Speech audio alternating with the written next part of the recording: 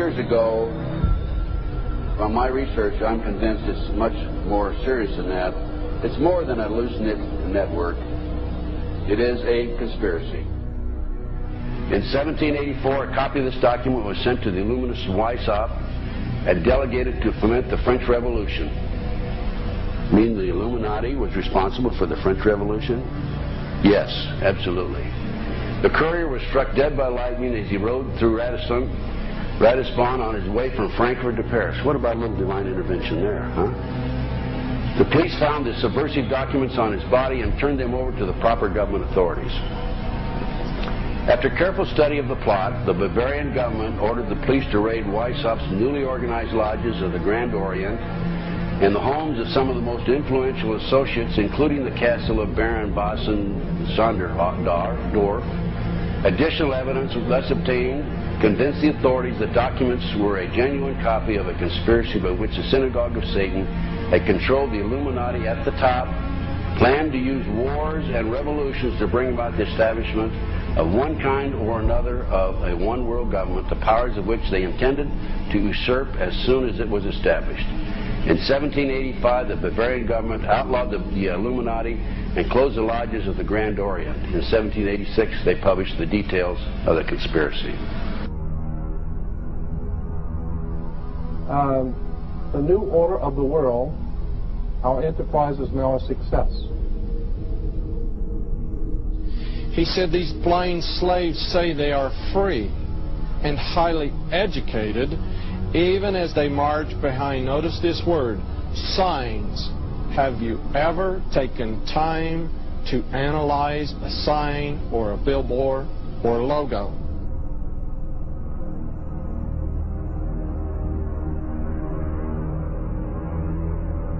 We'll start up here. In 1784, an act of God placed the Bavarian government in possession of evidence which proved the existence of the continuing Luciferian conspiracy. This explains the previous 9 pages, goes into it in detail. We don't have time to do it completely. Conspiracy. Adam Weishaupt, a Jesuit-trained professor of canon law, defected from Christianity and embraced the Luciferian ideology while teaching at Ingolstadt University. In 1770, the money lenders who had recently organized the House of Rothschild retained him to revise and modernize the age-old protocols designed to give the Synagogue of Satan ultimate world domination so they can impose the Luciferian ideology upon what remains of the human race after the final social cataclysm by use of satanic despotism. Weishaupt completed his task on May the 1st, 1776. It's a communist holiday, isn't it? May 1, 1776. The plan required the destruction of all existing governments and religions. In 1776, Weishaupt organized the Illuminati to put the plot into execution. The word Illuminati is derived from Lucifer and means holders of the light.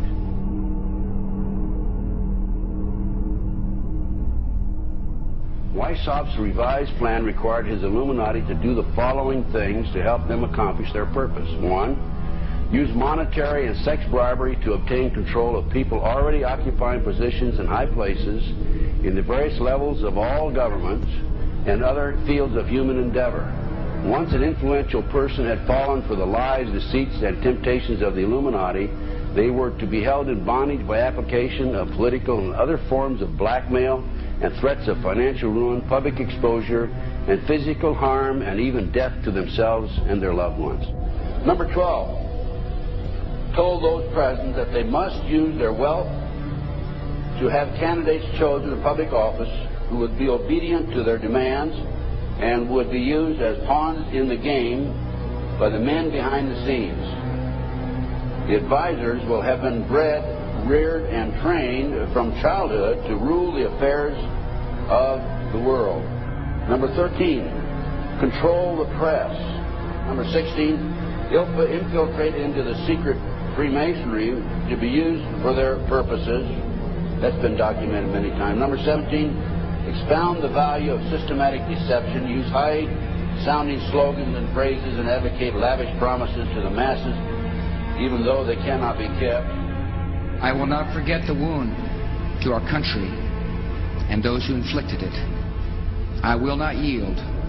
I will not rest I will not relent in waging this struggle for freedom and security for the American people. So I don't know where he is. Nor do, I just don't spend that much time on it. We will not tire. We will not falter. And we will not fail.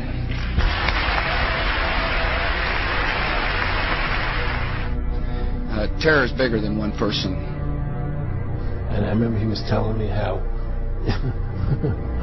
you're going to see soldiers looking in caves for people in Afghanistan and Pakistan and all these places, and there's going to be this war on terror, of which there's no real enemy. Who knows if he's hiding in some cave or not? We hadn't heard from him in a long time. Operation Northwoods, the plan called for innocent people to be shot on American streets. This is the Pentagon. For boats carrying refugees fleeing Cuba to be sunk on the high seas. For a wave of violent terrorism to be launched in Washington, D.C., Miami and elsewhere. People would be framed for bombings they did not commit. Planes would be hijacked using phony evidence, all of which would be blamed on Castro to justify an invasion of Cuba 40 years ago. An aircraft at Elgin Air Force Base would be painted and numbered as an exact duplicate for a civil registered aircraft belonging to a CIA proprietary organization in the Miami area. At a designate time, the duplicate would be substituted for the actual civil aircraft and would be loaded with selected passengers, all boarded under carefully prepared aliases. The actual registered aircraft would be converted into a drone, remote controlled plane, their word for it. Takeoff times of the drone aircraft and the actual aircraft would be scheduled to allow a rendezvous south of Florida. I mean, he's been tested unlike any other president. This 9/11.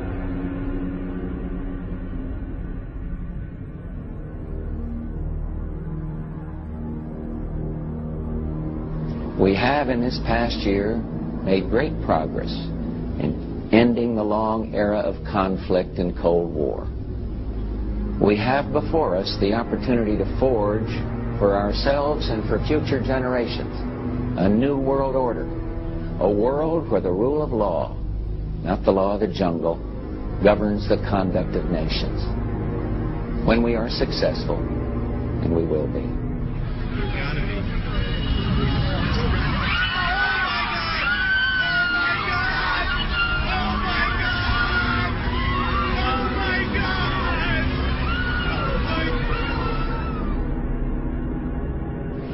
He argued that the use of any and all means to reach their final goal was justified on the grounds that the ruler who governed by the moral code was not a skilled politician because he left himself vulnerable and is in unsuitable position to his throne. He said those who wish to rule must have recourse to cunning and to make-believe because great national qualities like frankness and honesty are vices in politics.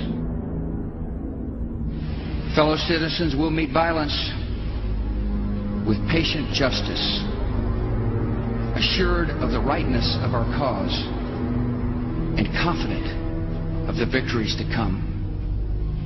In all that lies before us, may God grant us wisdom, and may He watch over the United States of America.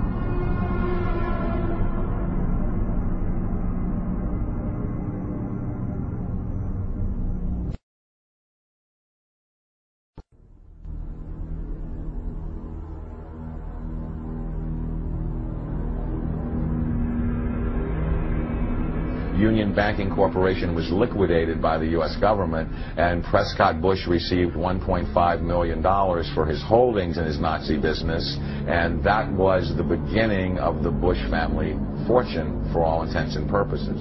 George Bush takes his inspiration from what he learned in Skull and Bones and from the Thule Society that Hitler and Goebbels and Goring cut their teeth in, Bohemian Grove, these evil organizations that perpetrate the ugly things that these criminals are doing to this country, for which they must be held accountable. They are the most violent, dirtiest people on the face of the earth. Somewhere Americans are going to have to take their country back and start finding out who are these people. Who are these people we call our representatives, the Bushes. George Bush, the president, his father, went around the country talking about a new world order. The people who are running this country from behind the scenes do not care a thing about Americans or bloodshed anywhere.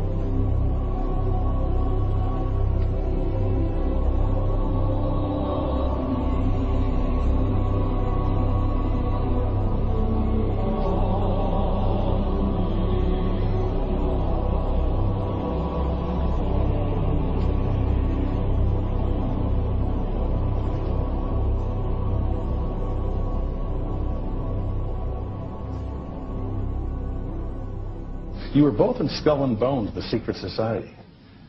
It's so secret we can't talk about it. What does that mean for America? The conspiracy theorists are going to go wild. I'm sure they are. I don't know. I haven't seen the web. Number 322. Sir. Were you a member of Skull and Bones when Collins and Bush? Were you in the same secret society? That's all right. Let me answer his question. Whoa, don't chase me. I said do it.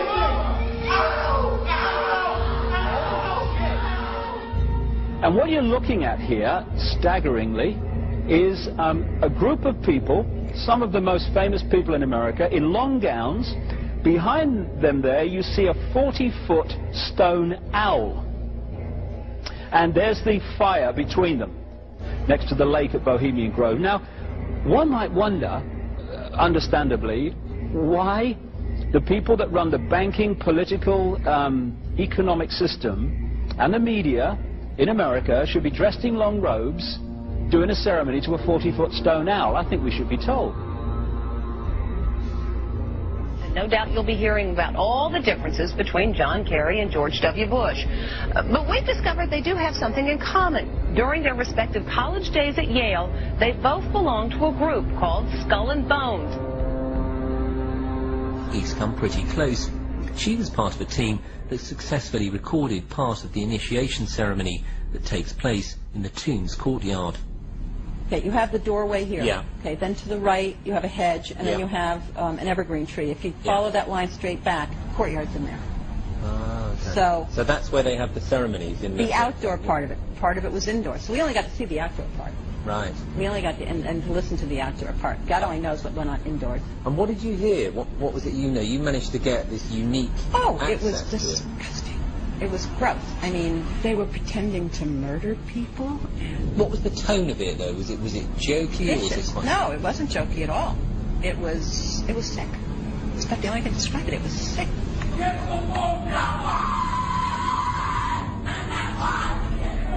What you're hearing is the first recording ever made of the Skull and Bones initiation ceremony. It has never been broadcast before.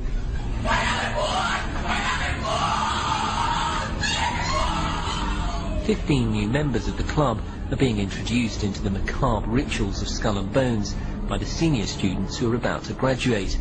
The club has what some might see as a strange fascination with death, skulls and bones. There's the chants too, difficult to hear first of all, but including the devil equals death, death equals death.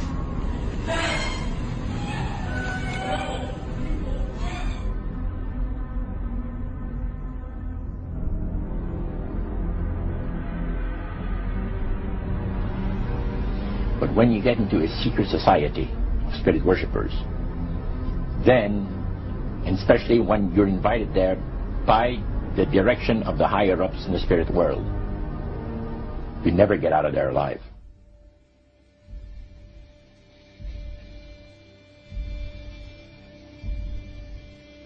And he told us, he says, look, we worship spirits. We worship Lucifer and all his angels. They're just as beautiful as they did before they were cast out of heaven. He says there was a misunderstanding in the whole thing. He said among the inhabitants of the galaxies. And he says our master was misunderstood. And they always praise the great master, Satan, as a super intelligent being that he is, beautiful to behold. And if he ever appears to you, you won't be able to look upon him because it'll be too bright.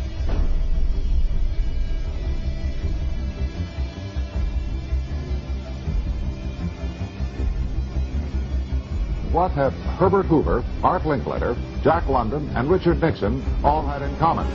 Well, they've all been members of the exclusive all-male Bohemian Club in California, where every year at this time, the elite from around the country get together for 2.5 weeks of fun and games.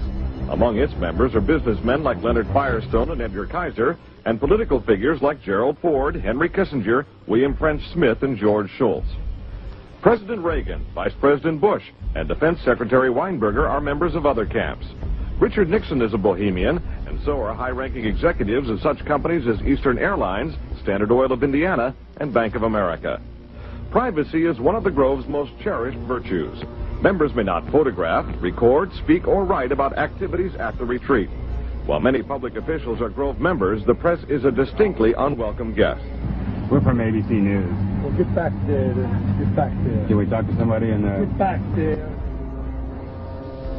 You see, for over 120-plus years in Northern California, in Sonoma County, on a 2,700-acre secluded redwood grove, leaders from around the world, prime ministers, chancellors, presidents, governors, again, the heads of industry, banking, academia, the media, Hollywood, travel there to engage in bizarre, ancient Canaanite, Luciferian, Babylon mystery religion ceremonies. We were inside 4 hours. That's only one day out of the 2 weeks that they meet there for the admitted Summer Fire Festival of the Bohemian Club.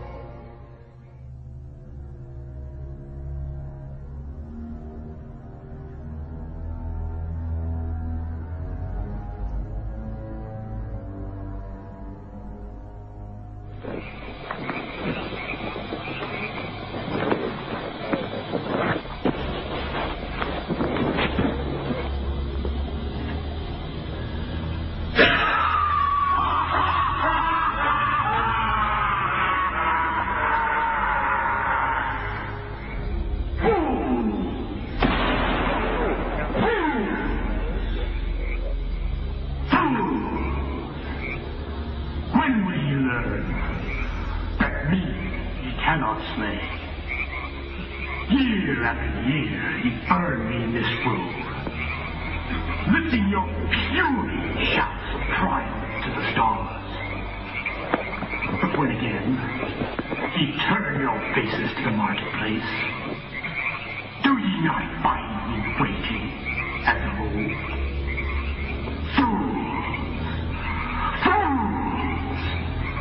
Fools to dream ye conquer care. Thou mocking spirit, it is not all a dream. We know thou waitest for us, year after year, within this happy grove. Our fellowship bends thee for a space. Thy malevolence which would pursue us here has lost its power under these friendly trees. So shall we burn thee once again this night, and flames that eat thine effigy, we shall read the sign. Midsummer sets us free. He shall burn me once again.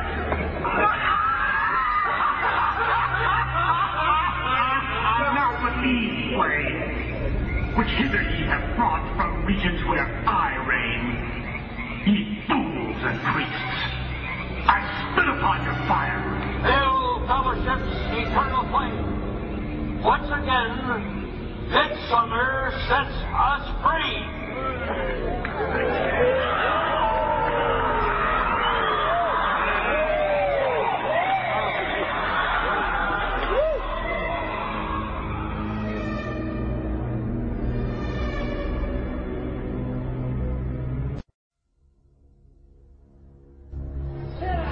The Bohemian Club. As you say, the Bohemian Club? That's where all those rich Republicans go up and stand naked against redwood trees, right? I've never been to the Bohemian Club, but you ought to go. It'd be good for you. Get some fresh air.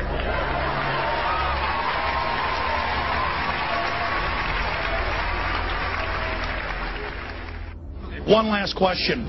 I read a Washington Times article many years ago where you had a comment about the organization, and then now it's been in the Wall Street Journal, it's been in a lot of different newspapers, and that's the Bohemian Grove. And back in, what was it, 1996, when you joined as a Clinton advisor, the Republicans were criticizing you, oh, what about Bohemian Grove? And then you countered them by saying, hey, I don't run around in the woods naked. What did that mean? Here is the before-mentioned Washington Times article where he said, I didn't run around naked like they do. I don't know what quote you're referring to. I'm not aware of any quote like that. Listen, I am a happy member of the Bohemian Grove. I like the folks who come there, and it's really inappropriate for me to talk about the group beyond that. Thank you. Have you been there for the ceremony with the cremation of care? Frankly, I don't think that's something I need to talk to you about. Really? That's right. Well, I'm Alex Jones, and I snuck in there in 2000. I'm the guy that blew it wide open and got the video. It's been on national TV. Well, I disrespect you for that. You do? I do. But there's a lot of big public officials going in there. Don't we deserve to know? I don't know anything about you, and I don't know anything about your film. But if you go in there with an understanding, you violated that understanding by releasing that film, and I don't respect you for that. Really? But we have public officials. I'm sorry. You took an understanding when you went in there that you would not do that film. And did you have an understanding when you went in there? No. Did you crash it? Yes. Yeah, and it has no trespassing signs there, too, doesn't it? No, they put them up after. Oh, I'm sorry. I'm sorry, sir. I've been there before. I know what the circumstances are, and I'm sorry you violated the understandings. That was not a gentlemanly thing to do. But what about the ritual? Is the ritual genuinely?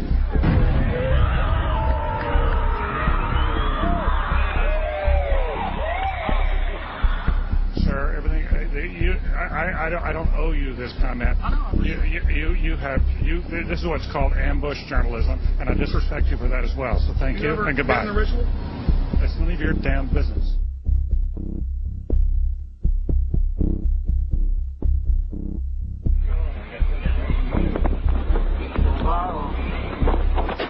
Prince of all mortal wisdom, owl of Bohemia, we beseech thee, grant us thy counsel.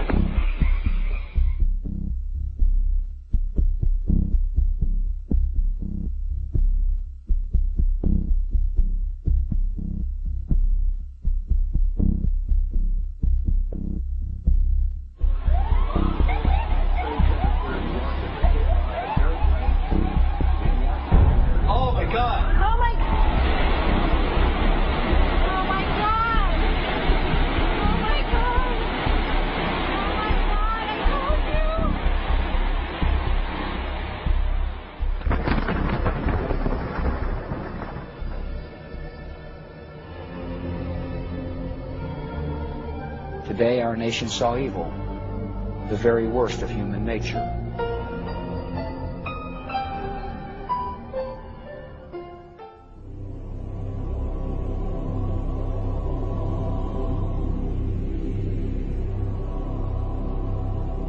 They had exactly the same agenda, and that was for bringing in this New World Order.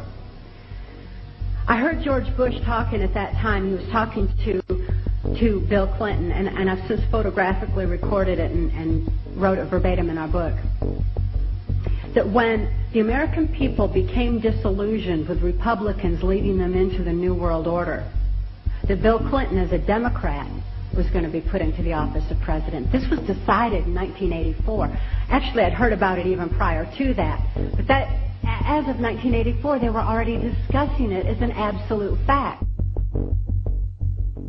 The CIA is carrying out mind control on countless numbers of unwitting American victims. And he even went so far as to say the basic methods that they use in this mind control: hypnosis, drugs, and torture.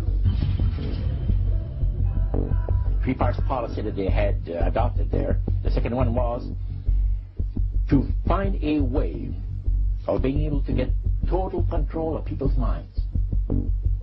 And that would be done by taking hypnotism out of the realm of the occult and introduce it as a new science for the benefit of mankind.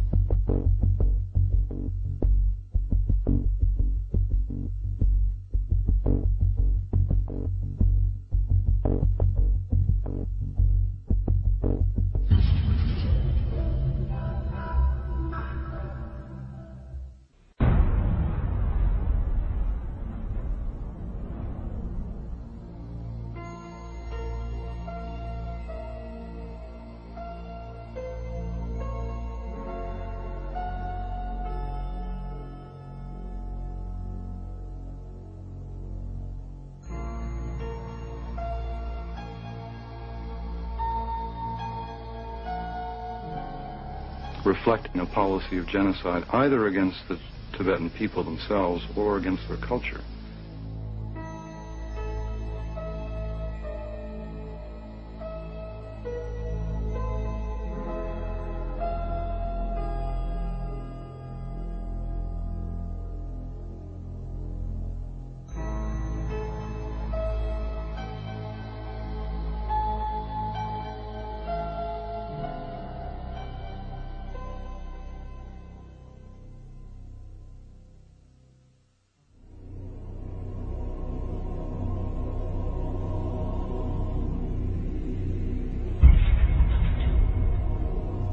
Once I realized I had met an honest, genuine, high-level Freemason who told me there were 13 levels of Freemason above the 33rd degree, and that these people were God. There was no God, they were God.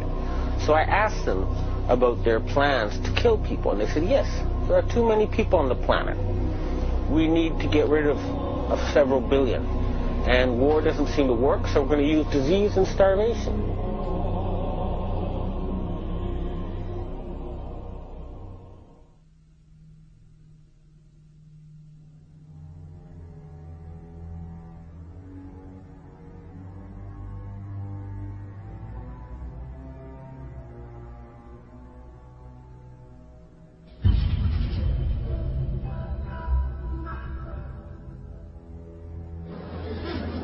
He knew what was happening, and he attempted to warn us when he left office. He told us, quite bluntly and in no uncertain terms, to beware of the military-industrial complex. And who is the military-industrial complex? It is the members of the Council on Foreign Relations, and since the inception of the Trilateral Commission as well.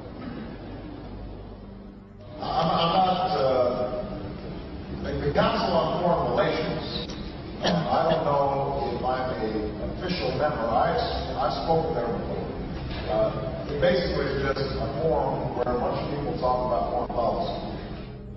Was made up of the Executive Committee of the Council on Foreign Relations.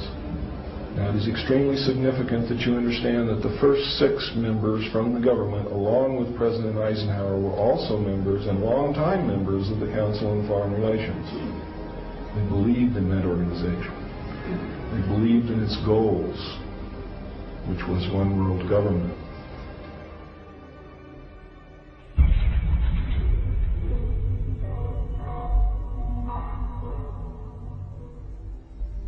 Number 15, create industrial depression and financial panic, unemployment, hunger, shortage of food, use this to control the masses or the mobs and use the mobs to wipe out all those who dare to stand in the way. Well, I'll tell you right now, every expert I've talked to is talking about food shortage. And it's coming, I'm convinced. What were they? Because I'd never seen anything like that. And his statement was that if he told me, I would be one of few people in Madison, Georgia that knew about them. And he says they're disposable coffins. They were stacked, he told me, 15 high.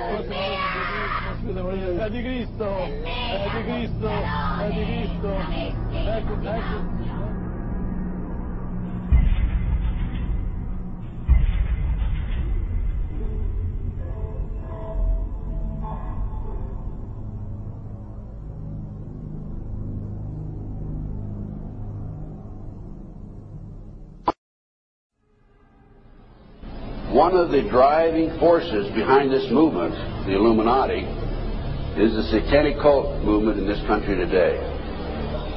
So I began my little journey forward. And one of the matters that I developed information about was an individual I learned about was Aleister Crowley. He likes to have his name pronounced Crowley to rhyme with holy. And the Satanists today, and for the number of years in the past, have basically used his philosophy and his writings as a guide. He had so many Masonic degrees that you could fill up 5 pages of a book with them. This guy was probably the most highly honored Mason in the world. He styled himself the wickedest man in the world. He believed himself to be the great beast. And he changed his name to Aleister Crowley, so it would add up in both English, Hebrew, and Greek Kabbalah as 666. In 1904, Crowley had a communication with an extraterrestrial being named Iwas. And this being, through his wife, kind of a channeling type operation, brought forth a book that was called the Book of the Law in 1904. And this book declared that the slain and risen God, i.e. Jesus, had stepped off the throne, and that a new God, the crowned and conquering child, was taking his place. As a result of this, Crowley proclaimed the end of Christianity and the start of Crowleyanity. Crowley taught that the way you could live forever was by vampirizing little children sexually. And he personally bragged of having slaughtered 150 male children in 1 year. This is why he was called the wickedest man in the world. And now listen to this sentence, folks, closely. For the highest spiritual working, one must accordingly choose that victim which contains the greatest and purest force. A male child of perfect innocence and high intelligence is the most satisfactory and suitable system. We're talking about human sacrifices.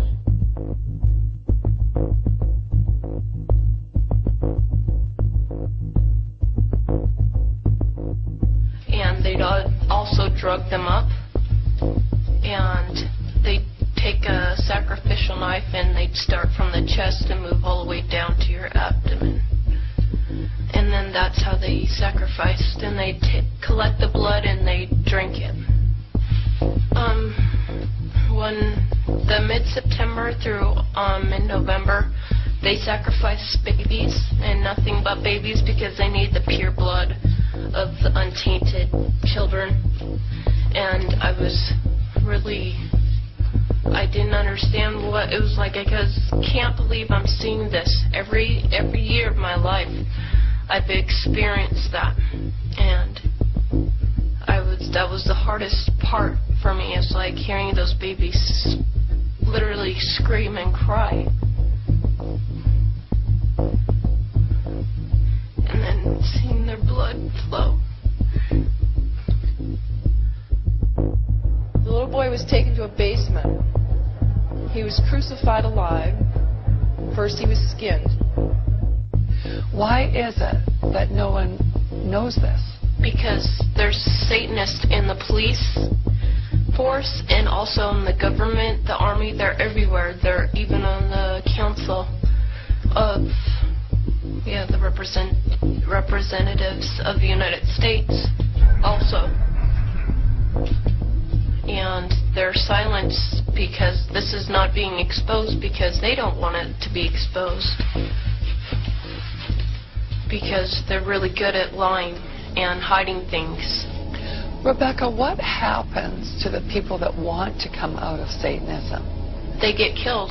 They get followed. They get taken. They get sacrificed in front of the congregation of the Satanic Church.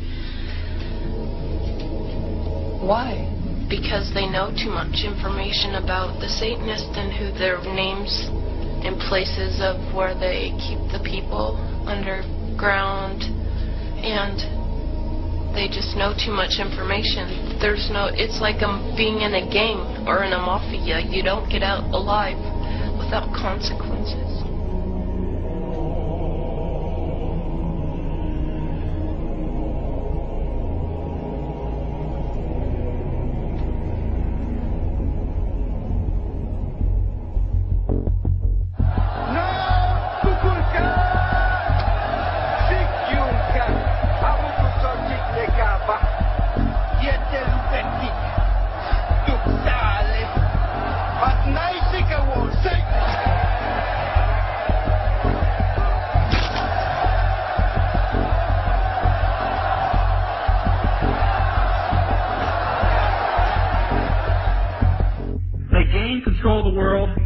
Bankrupting their own businesses.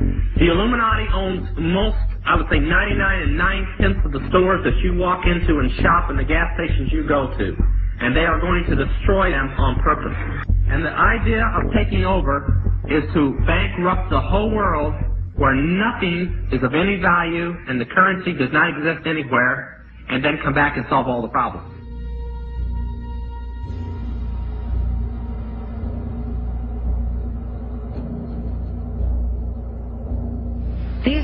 These guys who are manipulating my mind and programming me for mind control purposes claimed, and these criminals in control of our country as well, claimed to be gods, demons, and aliens in order that I feel totally helpless, in order that I felt like they were beyond my realm to affect.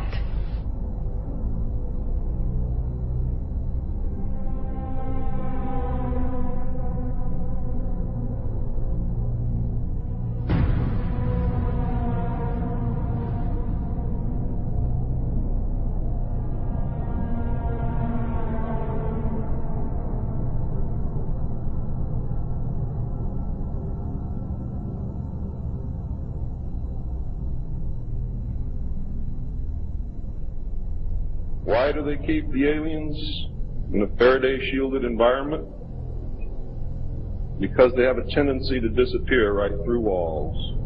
And if you can prevent the transmission of electromagnetic energy, you can stop them from doing it. Then, as the medium said, we have a very special surprise tonight for you people. A spirit will manifest itself openly here in a few minutes. And right through the wall. Now, the lights weren't terribly bright, but they were like living room lights. A couple of floor lamps, and maybe some of these. And that translucent being seemed to come right out of the wall.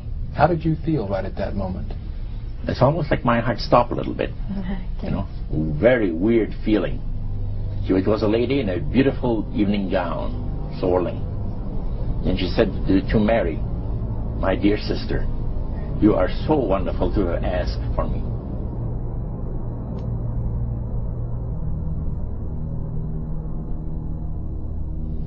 So, he said the supposed spirits of the dead that you're talking with are demon spirits. They're fallen angels. They're beautiful beings. Just set it out, just like that. Yeah. It didn't make you uneasy when he said they were Well, it shocked you a little bit, something that you first hear mentioned to you. He said, you guys have got a great future ahead of you. Because we've been told, the high priest of our society, secret society, has been told that the master has very special plans for you to do. Now, what did he mean by the master? Satan. He said that she was made successful in her singing career by a dear friend of hers that was the same age as she, and died when she was 18 years of age. And Loretta was trying to get into the singing world, you know, but she says, I had no success at all. Until one night I was sitting in bed reading a book, and she says, who walks right through the wall with my friend, the spirit of my friend?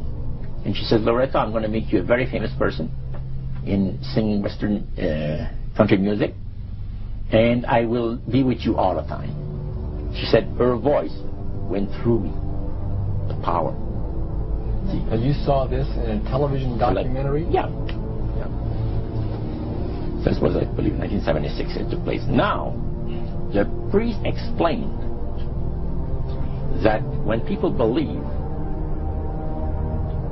in this business, they are actually opening themselves to be completely deceived by demon spirits, because it gives the demon spirits an opportunity to impersonate the dead. See? And for people to believe their lies. Isaiah 14 and 11 even speaks of vials being built into his body. Vials are pipes. The piper's calling you to join him. The Illuminati doesn't produce rock music to entertain you. They don't produce rock music to make money. They don't need that money. They own everything anyway.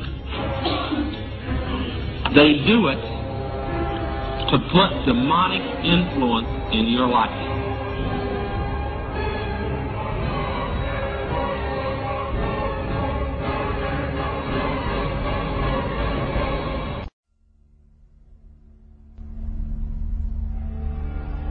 Prominent men, meeting in secret, who directed the course of civilization, are recorded in the writings of all people. The oldest is the Brotherhood of the Snake, also called the Brotherhood of the Dragon, and it still exists under many different names. The Brotherhood of the Snake is devoted to guarding the secrets of the ages and to the recognition of Lucifer as the one and only true God. If you do not believe in God, Lucifer, or Satan, you must understand that there are great masses of people who do. And their beliefs and actions based upon those beliefs will affect me. The important fact to remember is that the leaders of both the right and the left are a small, hard core of men who have been and still are Illuminists or members of the Brotherhood. They may have been or may be members of the Christian or Jewish religion, but that is only to further their own ends. They are and always have been Luciferian and internationalist. They give allegiance to no particular nation, although they have used, on occasion, nationalism to further their causes. Their only concern is to gain greater economic and political power. The ultimate objective of the leaders of both groups is identical. They are determined to win for themselves undisputed control of the wealth, natural resources, and manpower of the entire planet. They intend to turn the world into their conception of a Luciferian totalitarian socialist state. In the process, they will eliminate all Christians, Jews, and atheists. You have just learned one, but only one, of the great mystery. But now it had to change. Lucifer says, we have to make sure that people, humans, get to believe that Satan and his angels do not really exist.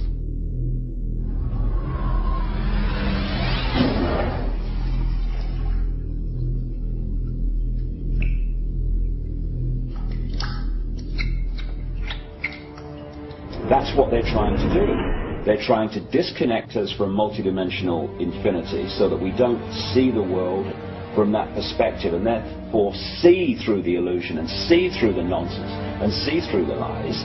And then once they've disconnected people, they then program this lower level of our consciousness with a reality that suits them. And therefore, the only information that they have to get a fix on how they see life themselves and reality in general is through the eyes and the ears. And who controls that? The Illuminati control that. They're trying to disconnect us from multidimensional infinities, and then once they've disconnected people, they then program this lower level of our consciousness with a reality that suits them.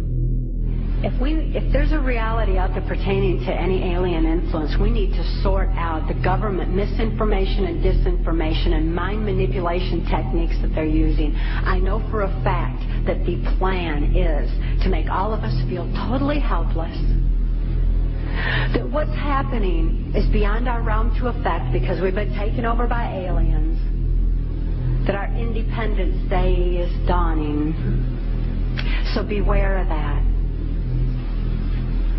Understand that those criminals have been keeping information and technology from us under their blanket of national security. They are 25 years ahead of us at least.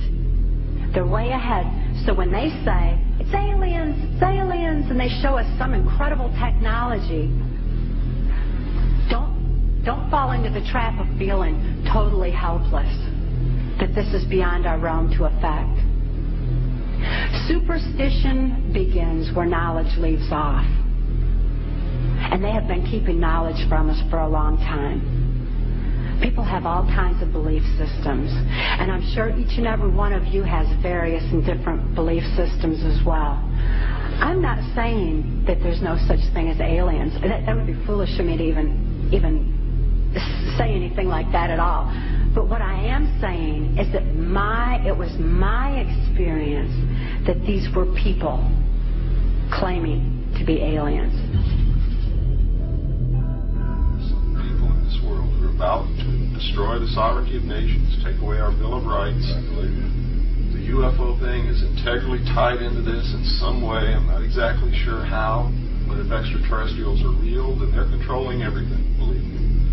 If they're not real, they're being used as a threat from without to scare people into coming into this one world global unity of humanity in order to face that external threat. And in the process, we're going to lose. The ordinary man will lose. You need to understand, disinformation is deliberate deceit to hide other things. And so there's so much of that. And some of it is surprisingly well-sponsored disinformation. I'm going to sum up this talk and mention an overview of the alien agenda. The alien agenda is really decimate the planet to take the remaining human subjects as slaves, and the aliens would use this planet for their own means. My question I'd like to ask is this. If the aliens have a 1,200 IQ, can speak all these languages, and are so powerful, what prevents them from just taking over? Well, it's a good question. We are an alien species to them, and our germs have a tendency to kill them. They're also a dying race, and they're in far worse condition than anybody with the worst case of terminal cancer. They are in need of us to some degree. And some of it is surprisingly well-sponsored disinformation. So I think my question is actually to Clifford Stone. You said that you had seen aliens on a craft that had crashed. I wondered if you could describe what they looked like. I could, but it would probably take a whole lot of time. The reason I state that, when I got out in 1989, we had cataloged 57 different species. You have individuals that look very much like you and myself that could walk among us and you wouldn't even notice the difference.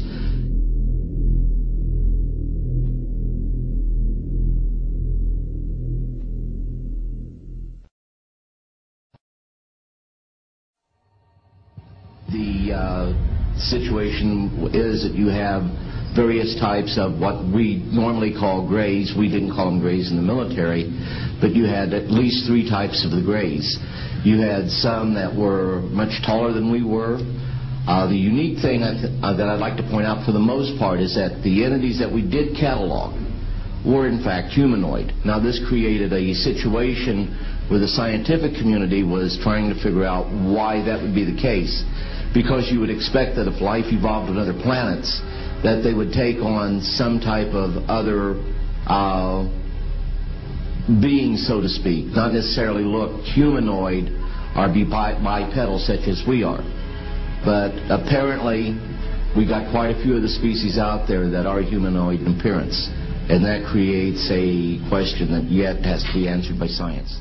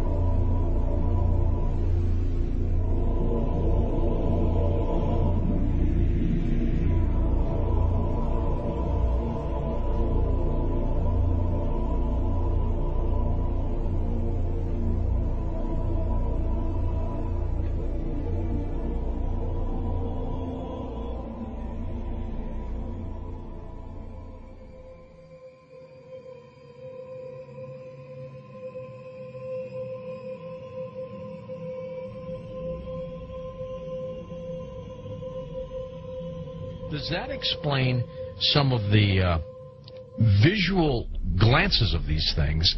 They seem to just simply disappear.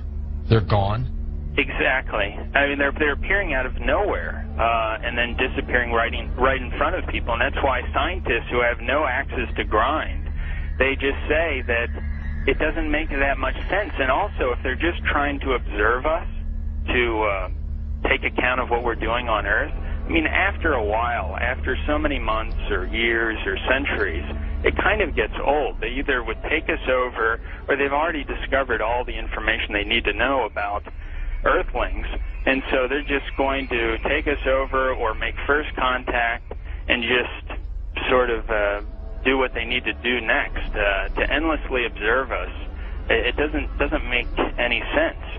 It's something where, and also see, if we have all these sightings, as you know much better than I do, where are they landing? We don't see them getting out to get anything to drink or to eat. We don't see them, they've never tried to make, contact with any large amount of people in a major city. And so this doesn't, and also all the endless medical procedures that the people who have claimed to have been abducted why the endless medical procedures? I mean, if we're talking about such an advanced race of alien beings, they don't need to do that over and over and over again. Interesting perspective. Let's talk about some of the facts out there of evidence that may support your conclusion that the UFOs are spiritual phenomena, not physical, like so many other people also believe. What can we pinpoint again? Well, again, it's something where you cannot have a material or a physical being penetrating the ground, penetrating the water, appearing in front of people, then disappearing instantly, and then also changing colors, sometimes only when they're accelerating, with every color in the spectrum has been recorded. Many UFOs coming and making one UFO breaking apart and then going into multiple UFOs. It doesn't make sense. And then not only just that, but to get into the fact of how far they're traveling and the speeds that they would have to travel, and just the other problems with cosmic dust and traveling at the speed of light, and then running into those bits of cosmic dust, the explosions that would be created, the amount of energy that would be consumed in traveling from these distances. Just all those kinds of things really scream out that you're dealing with a spiritual phenomenon, not a material or physical phenomenon. There does seem to be a deception here, because I've always wondered, my gosh, if they're that benevolent, if they're that understanding of humankind, make yourself available. That's why some of these other scientists have said that they seem to be trying to set people up to deceive them as if they are aliens, but the facts just say that they can't be that there's something else. It doesn't make any sense, and there's something else, a psychological deception that's going on here. And many of these scientists say, I don't know what it is, but we've concluded that it's got to be that. It's got to be something bigger is going on here than just them trying to show people that, yes, here's a UFO that you're seeing now, we are aliens, that there's got to be something else going on here, on top of the fact that the characteristics of them show that they just cannot be some material or physical craft. Do you think humans are involved in the deception? I'm losing my voice here. I gotta pop it back.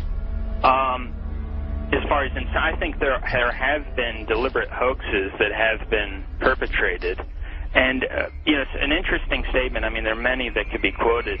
But Gordon Creighton, who I know you know of him, probably, who died in 2003, he made this statement in the British journal Flying Saucer Review. He said, quote, "There seems to be no evidence yet that any of these craft or beings originate from outer space."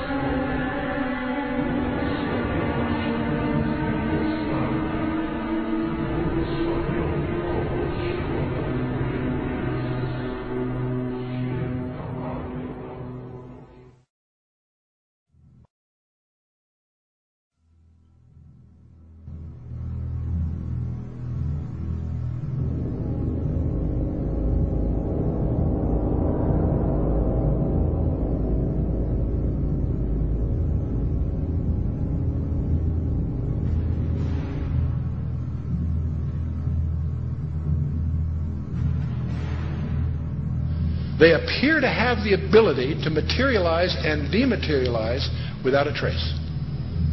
One of the great mysteries of the UFOs isn't seeing them, is trying to figure out where are they when you don't see them. Some people say, well, they're from another galaxy. Most physicists will debunk that for lots of reasons. They seem to pose that way, but for lots of, if they came, if there are that many coming from another galaxy, you think you'd sense the traffic. We'll come to that with some more reasonable explanations, and you're going to discover the two top researchers in the last century, really, is Jacques Vallée, France, and J. Allen Hynek, the American. Now, J. Allen Hynek was head of astronomy at Cornell, and he set out to debunk this nonsense about UFOs, and he became one of the most ardent, competent, balanced researchers in the trade. J. Allen Hynek, he died a few years ago. Both of these respected researchers came to the conclusion that they're not intergalactic. For lots of physics, there are a lot of physics rebuttals to that conjecture. They both argued that these things are demonic. Their term. They've written many, many books. You can check them out. These are not religious people. They're not people with any kind of personal agenda. But they came to the conclusion that these things, on the one hand, and by the way, we take for granted that we strip away the nonsense and the hoaxes, set that aside. There's tens of thousands of files you have to wallow through. When you cut through all that, there's still a core group, a substantial core group of real events that need explanation. And so on the one hand, they exhibit physical properties on the one hand. On the other hand, they also violate all physical laws. And so the conclusion that both J. Allen Hynek and Jacques Vallée and others have come to is that they're hyperdimensional, that somehow they come from another dimension periodically.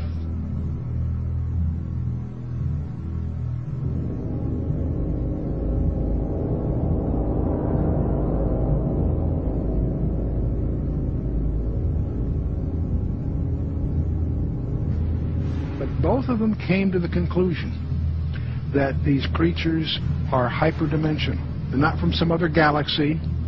They also both concluded they're hostile because they pretend to be something they're not.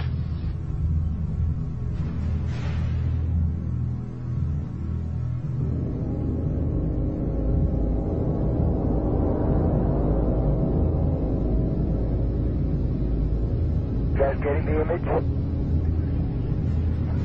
Franklin, we see a long line, a couple of star-like things, and a lot of things swimming in the foreground. Can you describe what you're seeing? Well, the long line is a tether, and there's a little bit of debris that kind of flies with us, and it's illuminated by the sun at such a low angle. So there's a lot of stray light, and it's getting washed out quickly, but Claude is trying to do a quick, good job here adjusting the cameras. It wasn't until a few years ago that I really started to get into researching all this information, looking at, going through thousands of pages of information about UFOs that just confirmed, what I had already believed about this phenomenon. That I believe the evidence clearly points that they are, in fact, demons. And, there are others, Brother Michael, who are now beginning to believe that as well. So you're not out there all by yourself anymore. So these demons would make them then spiritual phenomenon, I would take it, right? Yeah, I think when you look at it, there's certain characteristics that everyone will agree has been seen and demonstrated also by these UFOs, such as they penetrate the ground, they penetrate water, they disappear in front of people, they appear right in front of people. One person will see a UFO and the person next to them will not see the UFO. They change colors, sometimes only one accelerating. They change shape, they change size. Many people have made the comment that they seem like they're alive almost.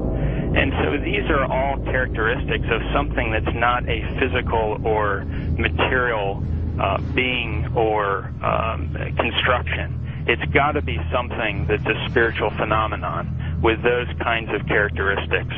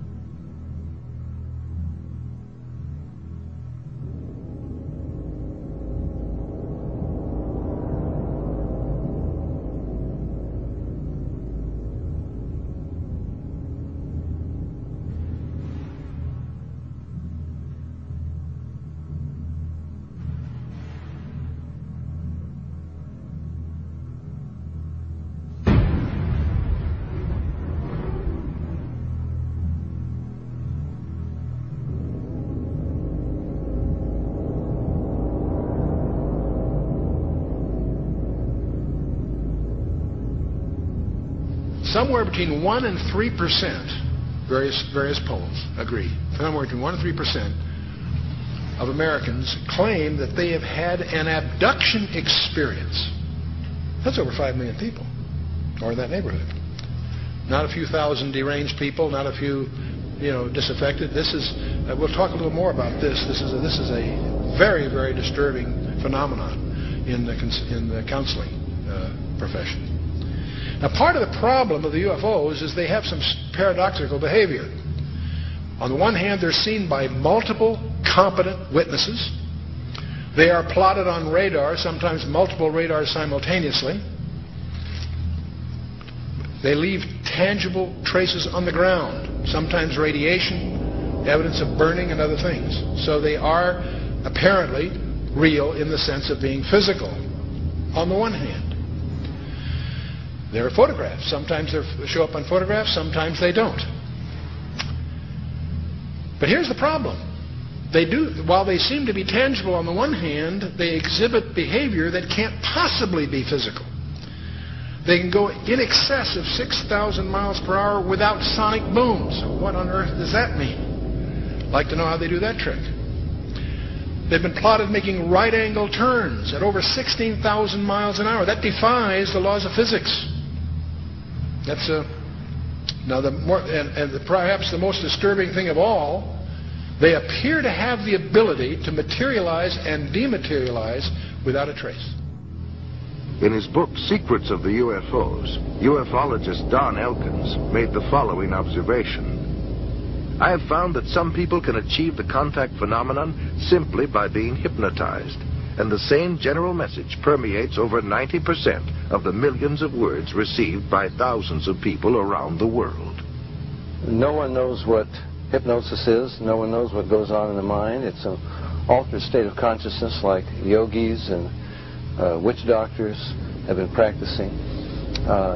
It loosens the normal connection between your spirit and your brain, and of course if the hypnotist can control you, make all kinds of suggestions, make you think things are happening that are not happening, make you think you have powers that you don't, experiences that you haven't, even implant memories. Other beings, if there are other minds out there, they could also do the same thing.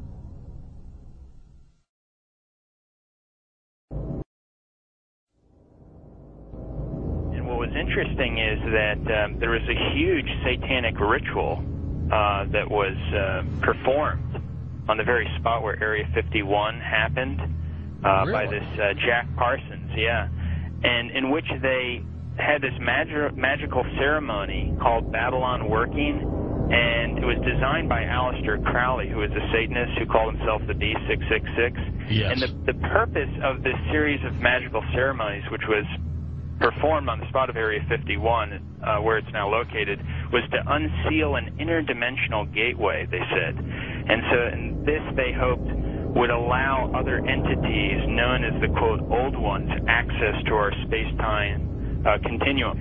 And this witness said that he saw Jack Parsons rip a hole in space-time there, and he said that something evil flew in. And one other interesting point is that Aleister Crowley, who was a Satanist, who called himself the B666, as I just mentioned, he claimed to have contact with some kind of alien named Lamb. And this Lamb, he drew a picture of this alien that he was in contact, receiving messages from this being. And the picture that he drew of this alien, it's a striking resemblance to the common gray ET drawing.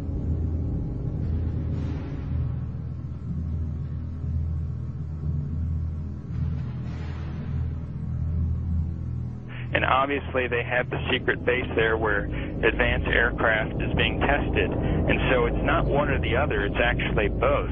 And what's interesting is this fellow Jack Parsons, who was the main person involved in this satanic ritual, he was involved in creating some of the most advanced technological stuff that we have right now in rocket propulsion systems. He was even involved with a lot of stuff that NASA does. They even named a crater on the moon. It's called the Parsons Crater. It was named after Jack Parsons. Right. So you see all the connections here. You know, I've long believed that if there is satanic activity on this planet, and I believe there is, if they are in constant communication with these demons, or even if they conjure them up, Brother Michael, is it possible they do with their rituals and things like that?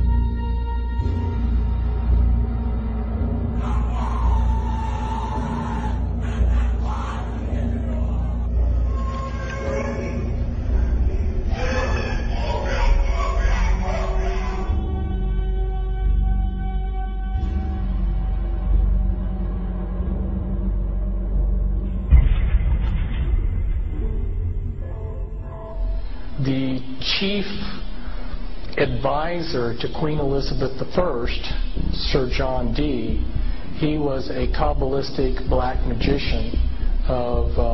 He had gone to the continent and learned from the top Jewish Kabbalists black magic, and he was the chief advisor in the British Empire. And he created Enochian magic and the Enochian language, which the Illuminati, which are hiding behind the Jehovah's Witness headquarters, they use Enochian rituals. Sir John Dee conjured up demons or angels, okay, with his black magic. The beings that he conjured up, there were pictures drawn of them, and they look identical to what we call gray aliens. Okay, I tell you something. And then I visit with debriefing people that came out of high levels of the Illuminati, and these different types of aliens are participating in Illuminati rituals.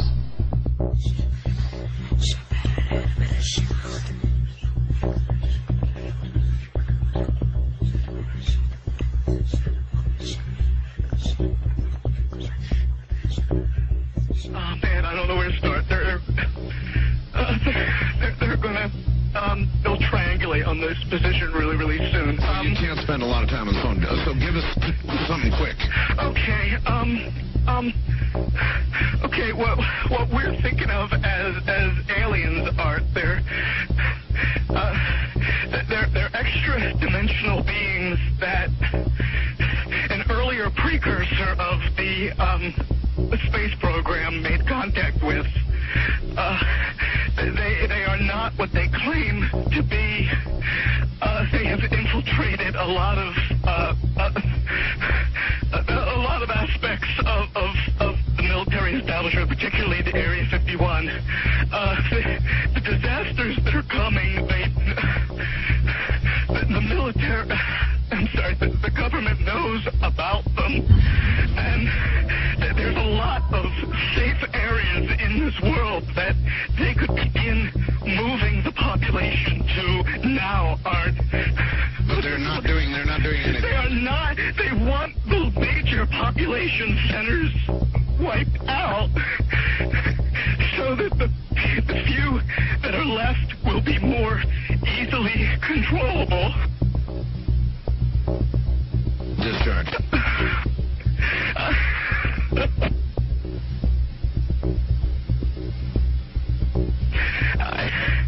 I started getting...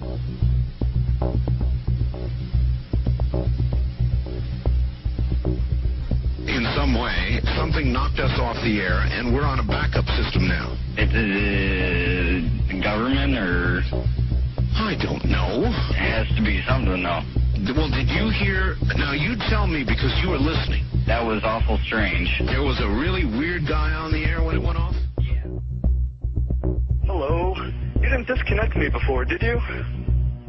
Were you on earlier tonight? No, not, towards the end of the last hour, you said, east of the Rockies, you're on the air, and your voice was immediately replaced by the operator saying, your party has not connected. Oh, well, see, as you can now tell, I don't screen calls. So what happened, obviously, was that I answered the phone just at the very instant that you had been ringing, as long as they were going to let you ring. Yeah.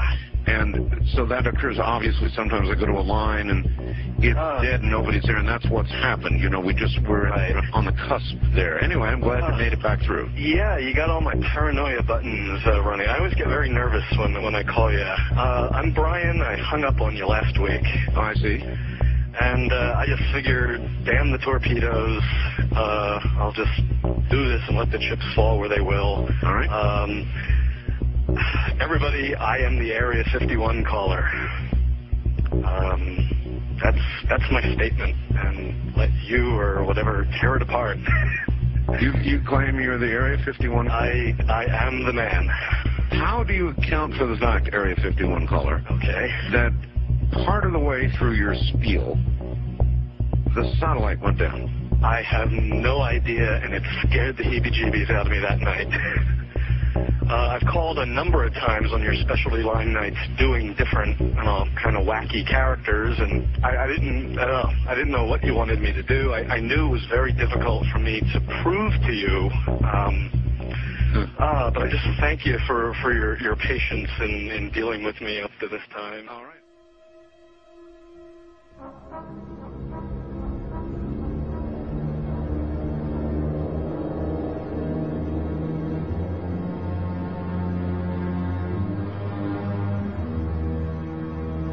Perhaps we need some outside universal threat. I occasionally think how quickly our differences worldwide would vanish if we were facing an alien threat from outside this world. And yet, I ask you, is not an alien force already among us? What could be more alien to the universal aspirations of our peoples than war?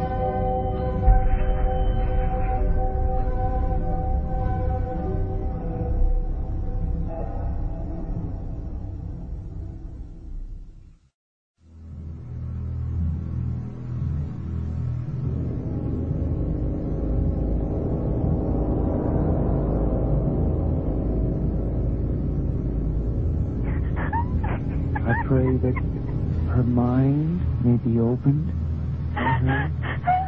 We bind all the powers of darkness. Don't you worry. Who are you? Who are you? The Keeper? Rebecca? Rebecca, Keeper, get out of the way. I command you to stay out of the way. Rebecca? Yes? Say, I, Rebecca. I, Rebecca. Want love. Stay out of the way, Keeper. Stay out of the way. Love. I want out. I want out. Say, I put my trust. I put my trust. In God. In God. In God. Stay out of the way, Keeper. God. Mamma mia, no, maligno, maligno, Cristo più forte. Cazzo di via, di la verità. Di la verità.